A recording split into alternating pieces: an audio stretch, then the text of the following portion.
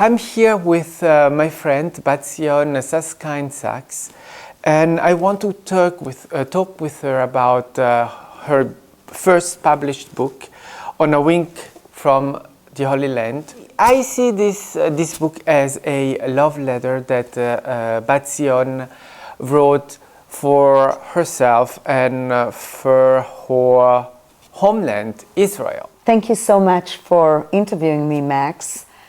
You started by saying what you see when you read this book. That's the beauty about literature. Anyone can see what they wish to see or they try to see. I personally see it as a character, my heroine is actually a character. That was my intention. It's a character that is a compilation of many characters, of different people that I came across, that I met in my travels around the world, from different parts of the world, with very interesting experiences, of course. And I thought it's a good opportunity to teach people about life, but mostly about my Jewish people and about my heritage. The book it spans over 100 years of Jewish history, recent Jewish history. And it's intertwined with various realities that did happen in Jewish history. So to give it some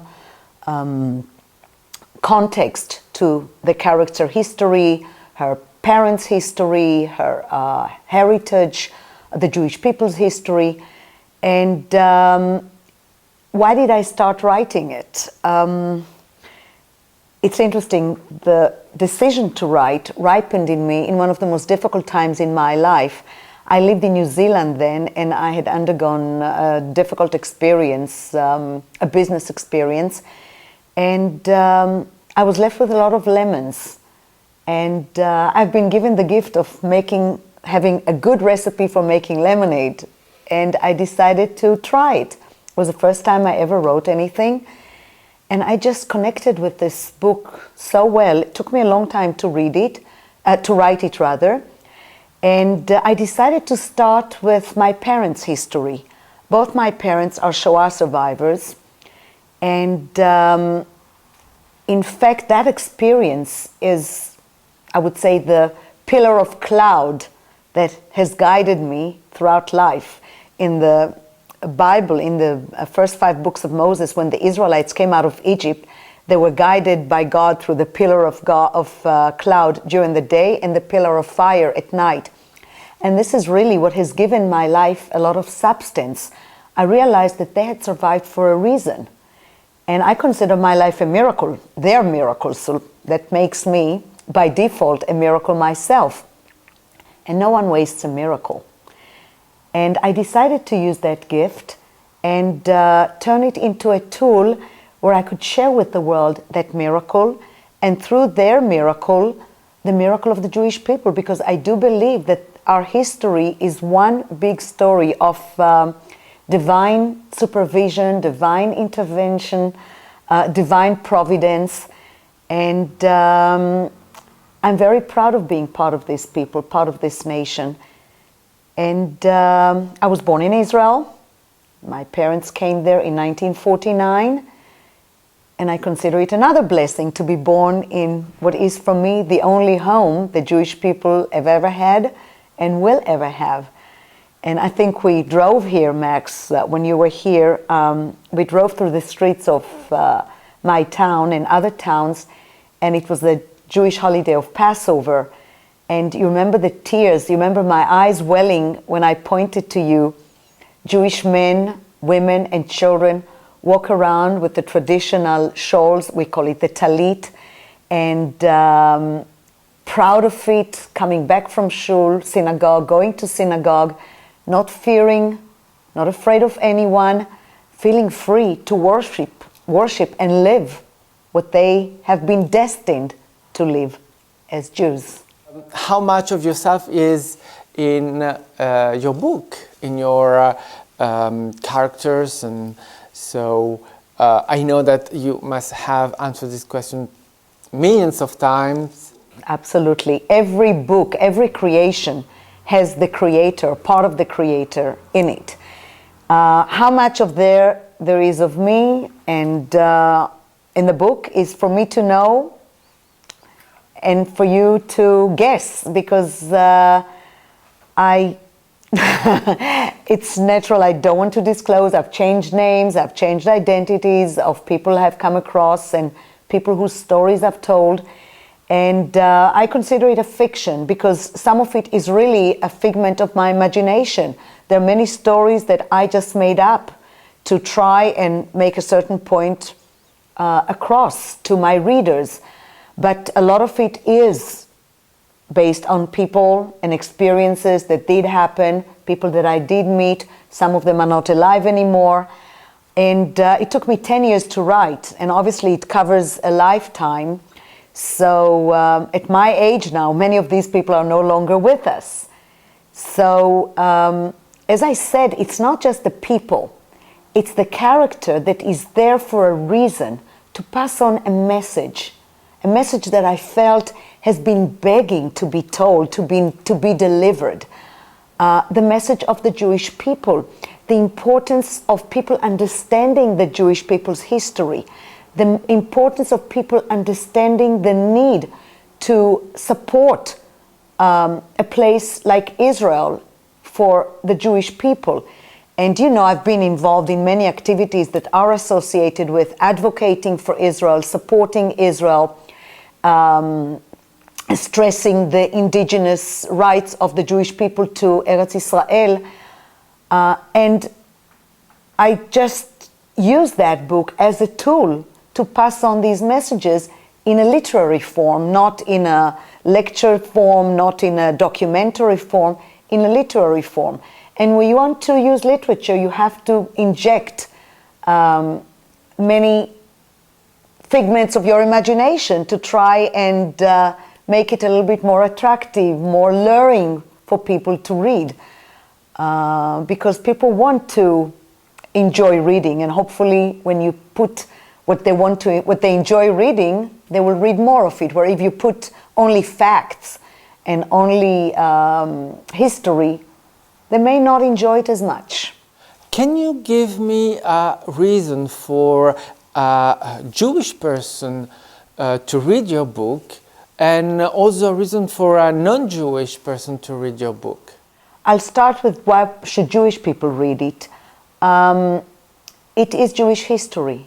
And as a Jew, I can tell many Jews we have a lot to be proud of. We have a wonderful history.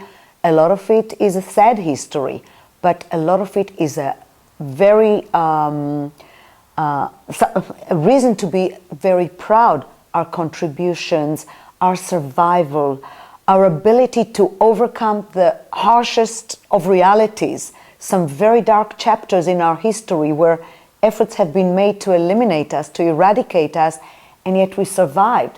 I think it's a great source of pride, at least for me.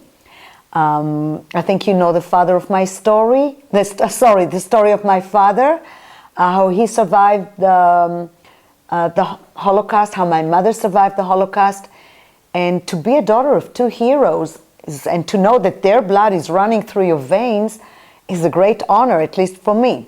So this is why I think Jewish people should read it. Gentiles, the story is not just about Jewish history. First of all, many parts of the history of the world are related to Jewish history. Judaism was the cradle of civilization for a lot of cultures. A lot of cultures adopted Jewish values. The Jews have given the world many gifts, morality, values that are very intrinsic to any society, the Ten Commandments. And so the universality of Judaism is what should appeal to non-Jews. Besides, my character has lived all over the world, so it's not that she has lived only among Jewish people. A lot of her experiences are intertwined with the experiences of a non-Jewish society, of living in a non-Jewish society, which many Jewish people still experience, especially those who live in the diaspora. So it's how the cultures, the convergence of those cultures can really contribute and help each other and bring into fruition some wonderful values that they both share. I'd like to know if you are already writing your next book, and you are also working on various different activities. Can you tell us something about it? I have written 2 books since then. I have not published them yet. You know, it's very expensive to publish books nowadays. It's not what it used to be in days gone by, but I write for pleasure. I write because, again, I feel a need to share. And it's interesting, the subjects of the books that really find their way to me.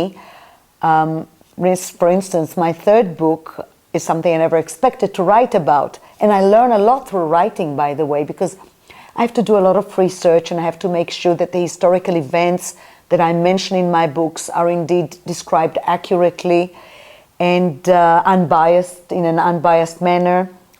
And my 3rd book is very interesting. I went on a trip to the Canary Islands a year ago, and I met somebody there who had a very interesting story to share.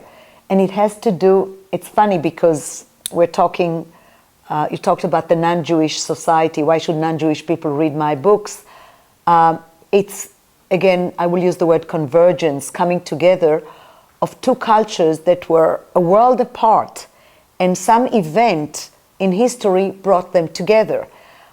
It's a story about a Spanish Catholic captain, sea captain, ship captain, and he participated in the Spanish Civil War, fought for the Republicans against Franco, and when they lost, Franco kicked them out of Spain, and he ended up going with his family to Mexico.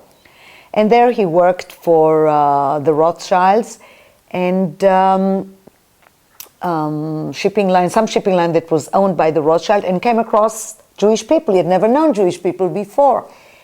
And at the end of World War II, the Jewish agency approached him and asked him to help bring illegal immigrants to Eretz Israel, which was still under British mandate.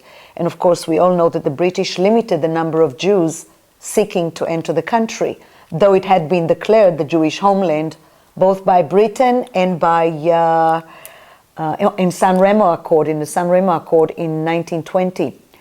And they just refused to let the Jews in, so they had to bring them in an illegal way. And they asked him to be the captain of one of those refugee boats.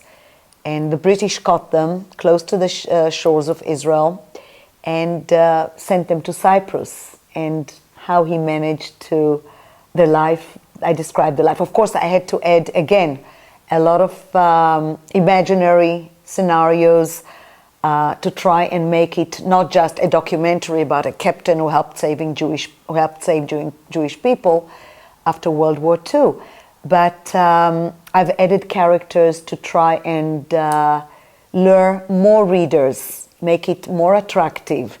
A love story, stories of survival, stories of victory, of triumph.